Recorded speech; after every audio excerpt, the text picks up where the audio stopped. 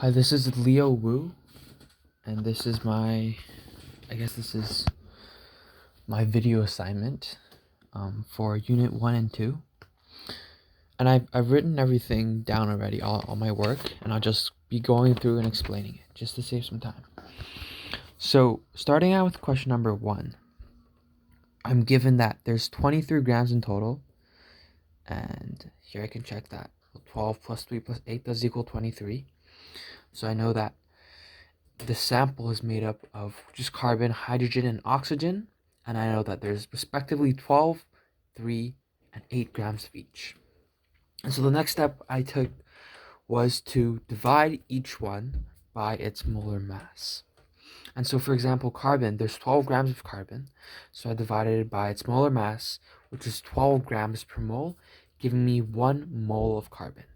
And so I did the same thing for hydrogen and oxygen, and with this one, it was the same proportion, or the same number rather, of grams to its molar mass, but these ones were different, giving me different moles. And so from these three numbers, I was able to determine a ratio of 1 to 3 to 0.5 between carbon, hydrogen, and oxygen. And because there's a 0.5 here with the oxygen, I multiplied everything by 2, giving me a ratio of 2 to 6 to 1, because you don't want the 0.5 in there, because you can't have a 0.5 in your empirical formula. And so 2 to 6 to 1 gives me 2 carbon, 6 hydrogen, and 1 oxygen, which is the simplest form of this. And that gives me an answer of B. So moving on to number 2. So here we're asked to determine which of these following Lewis electron dot diagrams has the smallest bond angle. So first off, I went through each one. I determined how many bonding orbitals and lone pair orbitals. So for example, A here has just 4 bonding orbitals, while let's say D has 2 bonding orbitals and 1 lone pair orbital. And so using these numbers and this chart here, so if, for example, 4 and 0, I'll look for 4 and 0, it's a tetrahedron, and I'll come down here, tetrahedron. So that's the shape I've drawn here, tetrahedron.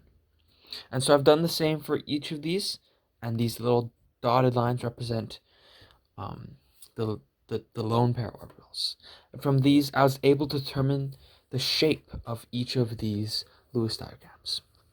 So looking at C and D here, these bottom two, I'm able to notice that they have angles of approximately 120, while these two have angles of 109.5.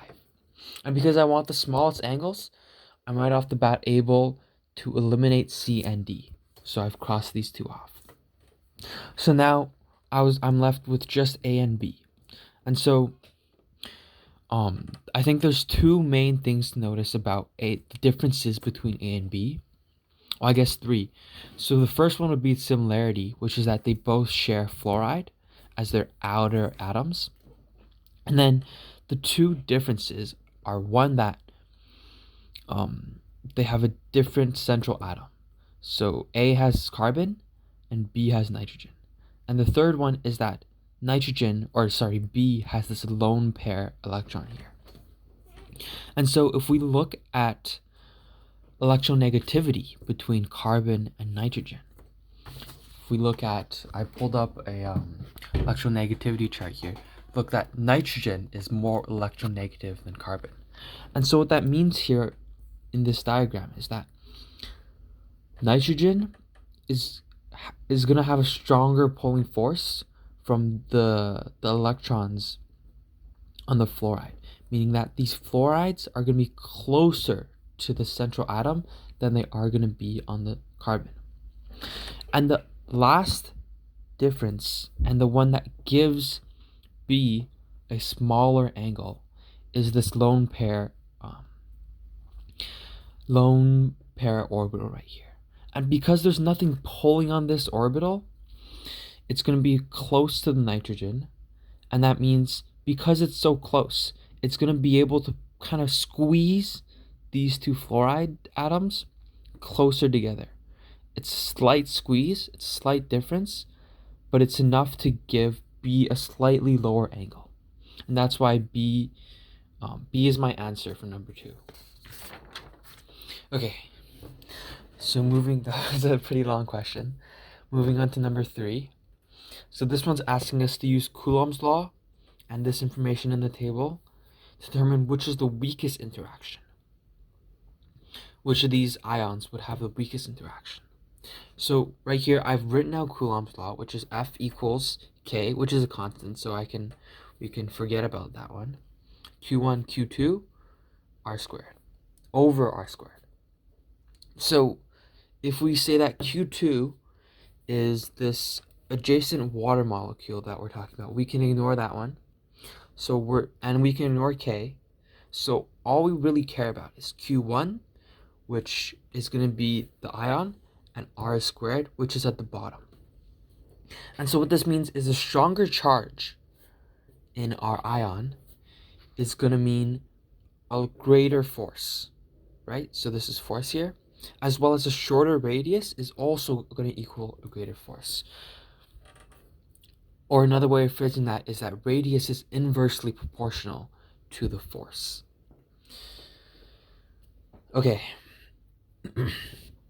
So looking at all of these options, I noticed that, so we want to find the weakest interaction, meaning we want to find not a shorter radius, but a larger radius, and weaker charges.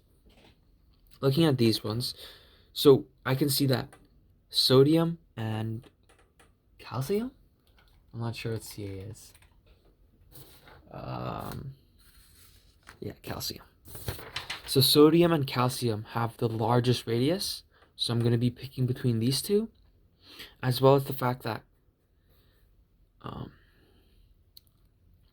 calcium and In, which is indium, have charges of 2 and 3, so they have larger charges, meaning they have greater forces.